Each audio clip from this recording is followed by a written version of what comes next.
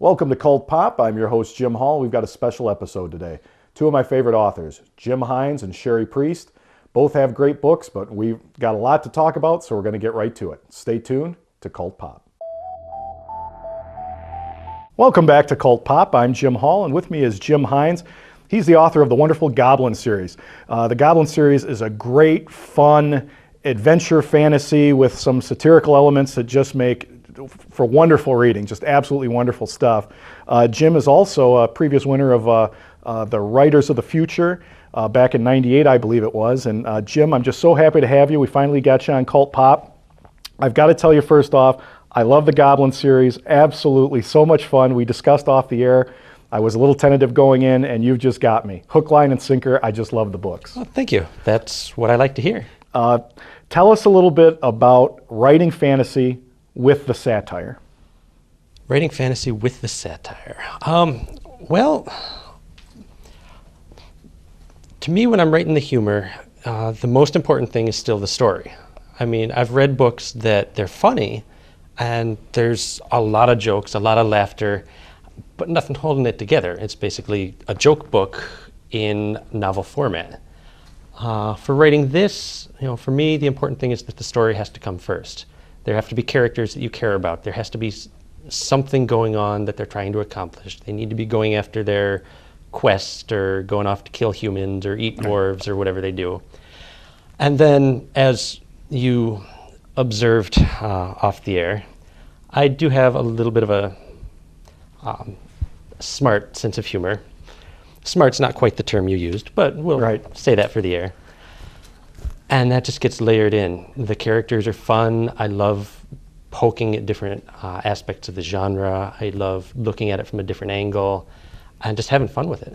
And that's what, for the folks at home, when you pick up Goblin Quest, Goblin Hero to start up the series, it's a great fantasy. You're reading a great fantasy, but some real jabs are poked at some of the, I'm not going to mention names, but some obvious other series. The satire is just fantastic. So it's a great straight out fantasy with just some great, so pure fantasy, fantastic. I give it a double thumbs up. But then the satire just really gets it going, and that's I was so pleasantly surprised when I was done reading the first two. I was just amazed. Well, of course, I would never deliberately take shots at any particular author. So if you saw any familiarity there, it was a complete coincidence, on my part, total accident. Especially that thing about the giving tree in the third book.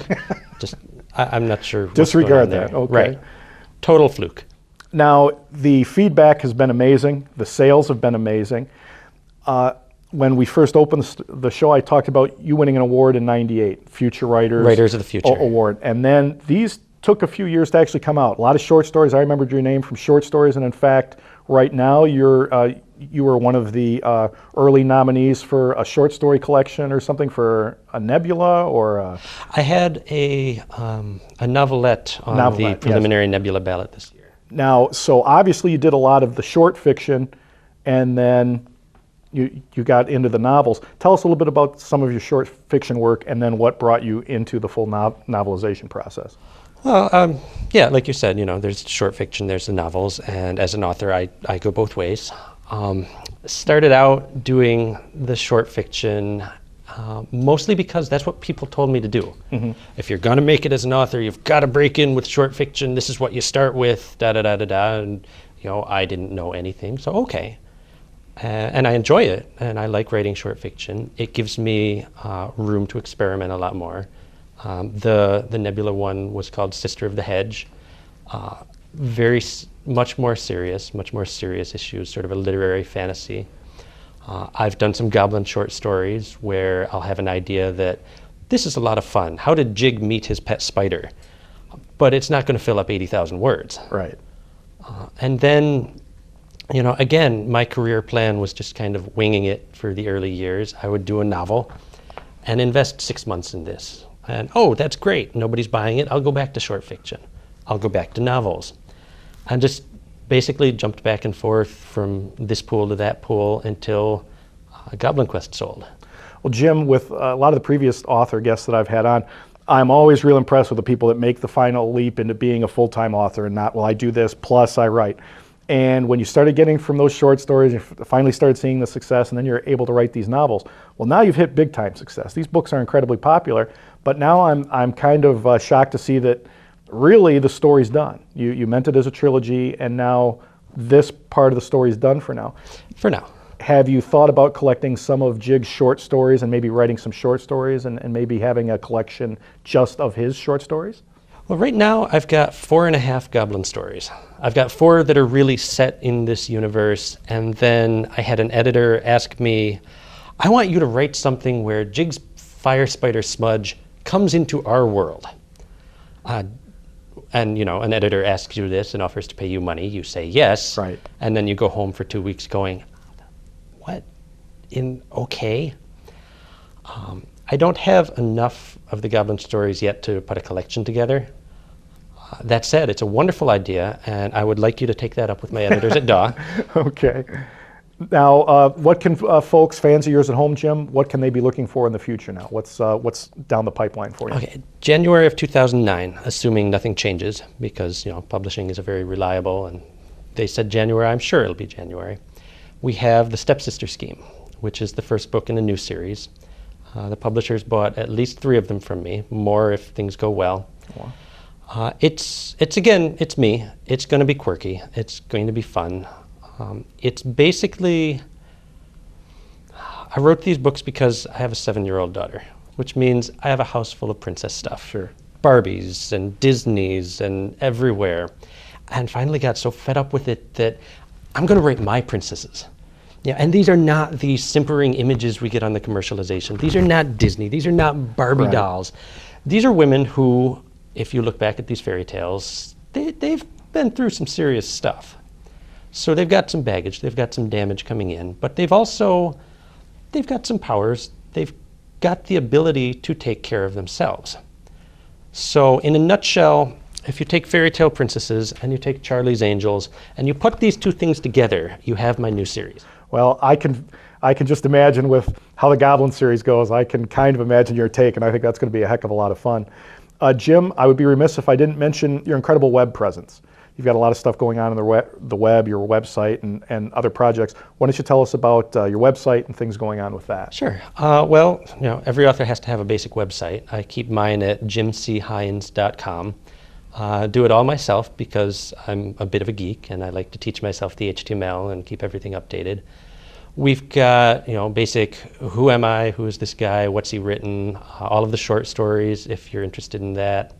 I have excerpts from all 3 of the Goblin books, as well as Easter eggs and some deleted scenes from the 2nd and 3rd book. I'm pretty sure I've also posted the map of the Goblin lair, which was ugly. People ask me, why isn't the map included in the books? And it's because you have a 3-dimensional layer of caves and caverns, and I can't draw that well. Right. We've also got, the ego site, where these are all of the nice things that people have said about me. Mm-hmm. Jane Yolen and Esther Friesner, and these people say that the next book is sexy, and check that out. Well, I've got to say, the one thing I like about websites now that even 10 years ago you didn't have this, is that somebody can see a show like this. Okay, go to your website. Now you've got those free short stories there. You can check those out, and then they're going to see that and say, hey, I really like this. And it's really a tool to help sell your stuff. It's getting your writing out there, try it before you buy it. People can also click on the blog link and come over and hear me rambling about anything from book reviews to the process to, hey, I met this great guy, Jim Hall, this weekend, and he's going to put me on TV. Well, thank you. Yes, we like that. On previous shows, Jim, I've talked a lot about, and you might want to mention up, how important, I'm sure, obviously you're a fan of the science fiction, fantasy genres and all that. Going back 10, 15 years, you didn't know the authors. You liked books and whatever, and now whenever I get a book, generally they have a presence, and you start to feel like you get to know these people, not only as an author, but you're like, hey, I kind of know what their personal life is or what they like. I think that's really kind of neat that you can get to know authors and have a real affinity for them, have a real feeling that, wow, I really want to support this person. Well, sometimes it's a good thing. With other authors, yes, authors are people. Mm-hmm. Some of us are wonderful. Some of us, you just want to read the book. Mm-hmm. Well, that's very true. And it's It's an interesting balancing act because there are a lot of things that I'm not going to put online. You know, I stopped posting pictures of my children back before I really started to break in, because even at that level, you know, somebody came along and made some very creepy comments about my daughter, and that night everything came down. Yes. So there has to be a boundary between me, the author, and me, my personal life, Right. my family. The social person and the thing going on with your family. At the same time, I love this. I love hanging out on LiveJournal and the other sites and actually talking to my readers and interacting with people and, you know, putting myself out there and getting to know them. You know, that interactive level that, wasn't there 10 years ago. That's part of the process I wonder about, if we could have Robert Silversberg or Philip Jose Farm or some of these people, when before it was a written letter or something, a feedback, and you toil over books like this, and before it would take months before you'd really get feedback besides friends. Immediately, as soon as you get somebody reads the book within 2 days, Jim, this is the greatest thing, I really love it. It's got to be very helpful to keep the process and the juices flowing for you. It is. It's the rat getting the cheese right away rather than running the maze and then waiting for the post office to get here. Right. But yeah, whether it's email or comments on LiveJournal or just, you know, clicking on Amazon obsessively and, I've got a new review. Let's go see what this person said. And, oh, good, they liked it. Or they didn't like it, but they're wrong. Well, I got to tell you, you've got a new fan here, and I'm not always a fan of comedy fantasy, as I call it, and that's not what this is. It's fantasy with some real satirical elements that are just amazing. You've got a new fan here, that's for sure. That's great to hear. Jim, I want to thank you for coming on Cult Pop today. I want to wish you continued success, and in the future, when you've got these new novels out, we'll catch back up with you, and we'll help promote that and talk about those novels also. Well, thanks for having me. Thanks so much, Jim. See you next year. Okay. Well, that was Jim Hines, folks, and we'd like you to stay tuned now for more of Cult Pop. Welcome back to Cult Pop. I'm Jim Hall, and with me now is Cherie Priest, and I am just an absolute huge fan. The lady is a fantastic writer of gothic horror fantasy stuff. Amazing, amazing woman. Cherie, thank you so much for being on the show. I've been a fan now for about a year and a half. I've been trying to convince you to be on the show, and now you're in the Midwest, and we're just happy as all get out to have you on the show. Your books are absolutely amazing. The Eden Moore series, the 3 books you have out so far, you've gotten praise from much better people than me saying how amazing they are, but throwing in my 2 cents, just amazing gothic horror that's just not quite, I don't know, you've got your own voice that's not quite too dark, not quite fun. Just Eden Moore was one of my favorite characters of the past 5-10 years. I love her. Tell us about the inspiration. Tell us about Eden Moore and your 3. The 4 and 20 Blackbirds, Wings to Kingdom, and Not Flesh for Feathers. Okay, but first, thank you. Gosh.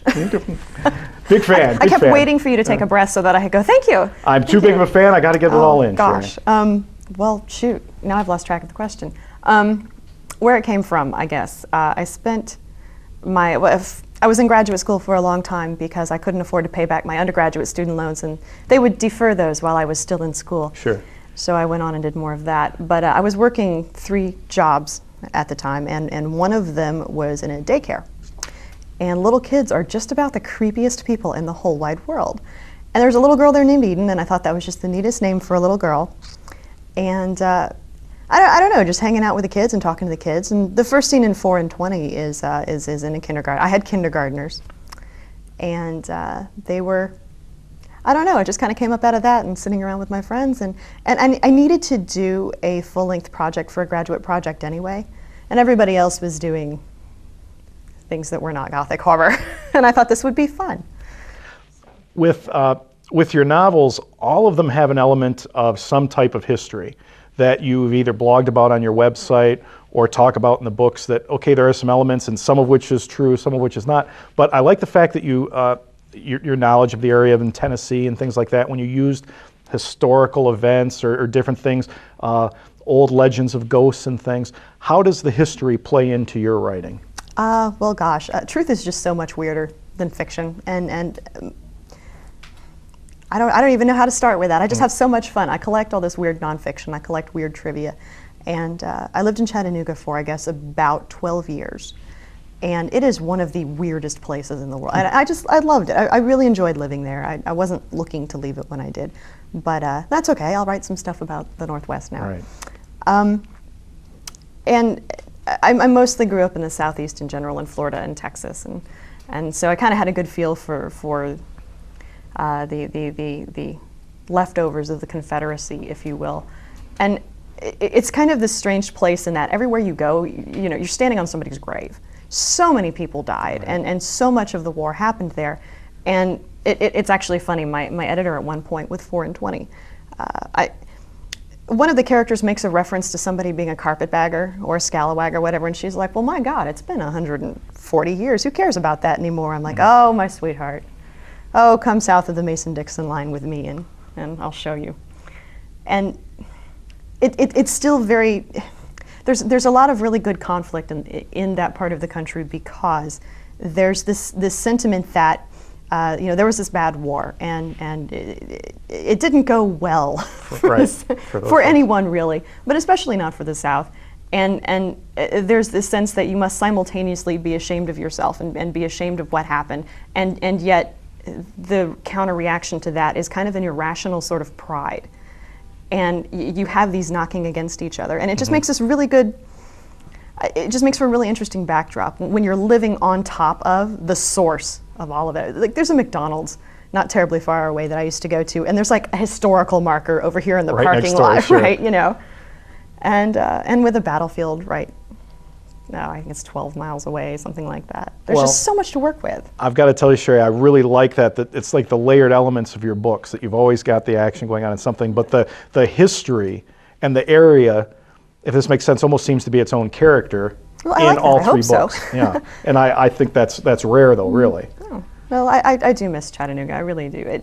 I ended up kind of having a little bit of a love-hate relationship with it, which probably shows in the last book.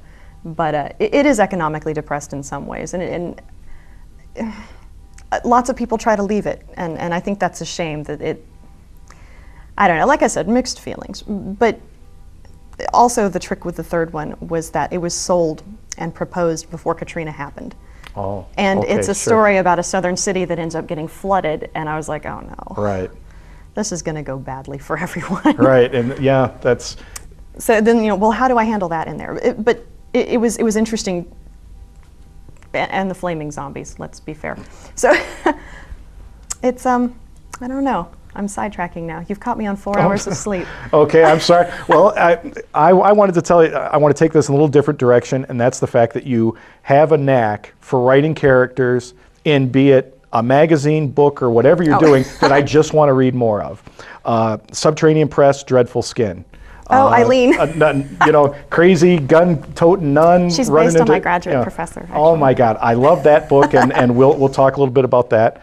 One of the things I love about you is that as an author, I like to see a lot of stuff out there. Well, if you're a fan of Cherie Priest, look for magazines, look for publications, look on the internet, because by God, you do a lot of writing. I try. Apex Digest just came out, and you've got a great character in there. We discussed prior to being on the air, and it's a great little short story, and you were saying how it's a character that is actually a friend of yours. And he's kind of monster hunter / a solver of problems. Oh yes, and I will just name check him here because I love him. His name is Travis Kilgore, and the character's name is Kilgore Jones, kind of for that purpose. But he was funny about it too when I told him I was actually going to go ahead and incorporate him into one of the stories. He sends me this email with all of his stats. He wanted to make sure that I got exactly right how big he was, how tall he was, how much he weighed, and what he, you know, it was just a lot of fun, and I want to do a full book with him, and maybe one day I will. Well, I definitely want to give props to Apex Digest. I've seen you in there before with interviews and things like that, and I've seen your work with that. I've seen you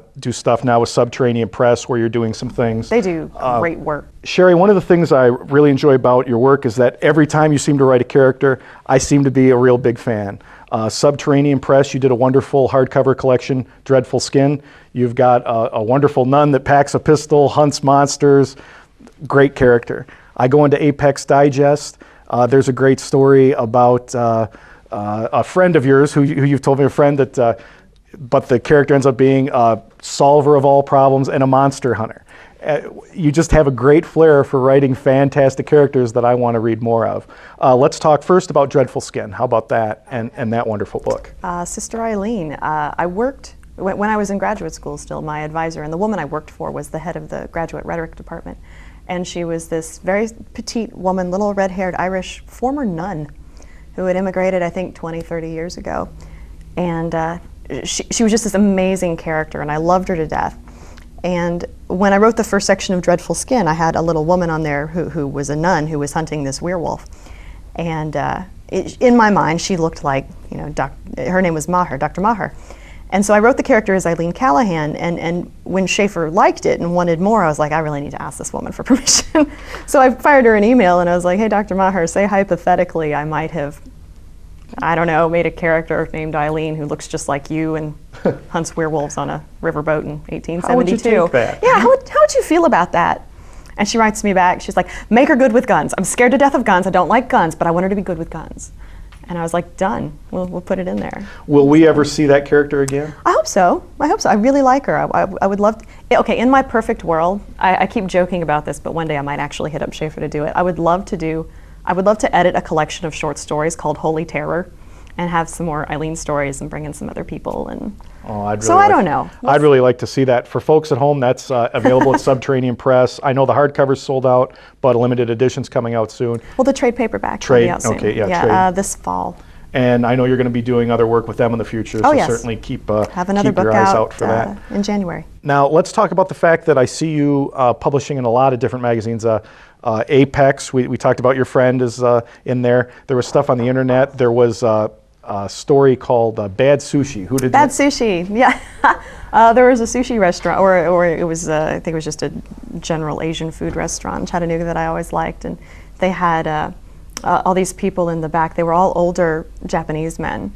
And they always looked like they were having a really good time back there. And I thought, zombies. That was a very good, that was a Lovecraftian-esque story there. I really like that one. That's a really good story. I'm really interested in taking protagonists who aren't strictly traditional. And I wanted to see this old man, because he's nearly 70. I wanted to see an elderly Japanese sushi chef battle Cthulhu. And there you go. That was a really good story. Well, thank now, you. in Apex, apparently you're friends with those folks, and you've done some contributions via interviews, and now with this story.